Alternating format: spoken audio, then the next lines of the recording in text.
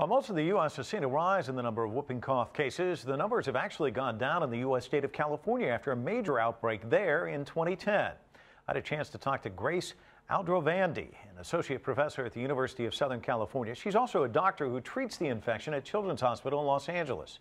She explains why these outbreaks are happening.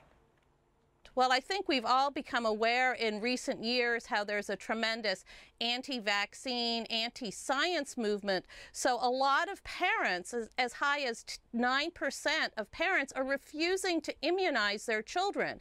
So their children are not only vulnerable, but when they become infected, they spread it in high amounts to other people. The other big factor that's probably at play here, which has public health officials really worried, is that this is probably telling us that immunity to pertussis is wearing off. And we know one of the big challenges in fighting a bacteria like pertussis is, unlike a lot of infections, when you get the natural infection, you're not protected for the rest of your life. You're only protected for 10, 15 years. The first vaccine we had for pertussis gave a good 10 years of protection. But in the 90s, we and many other countries switched to another form of the pertussis vaccine because some people felt there were too many side effects to the old one. And it really looks like this new vaccine gives you good protection in the short run, like in the first few years, but then by 5 years or so, you only have 70% protection. Let me just ask, if I'm a parent, what should I be looking for in terms of symptoms? Because doesn't this kind of mask, or isn't it similar in many respects to what you might see in a cold in a child?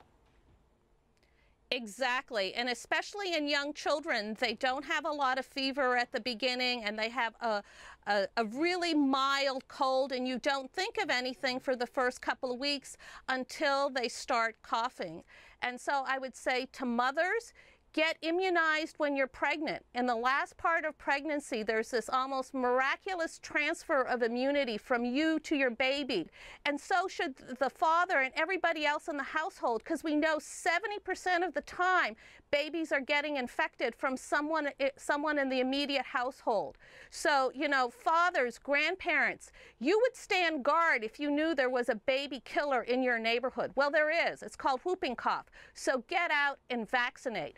Why do you think it's hit some regions harder than others, and why just such a huge outbreak this year? I mean, we're talking about the last time we've seen something like this, 1959.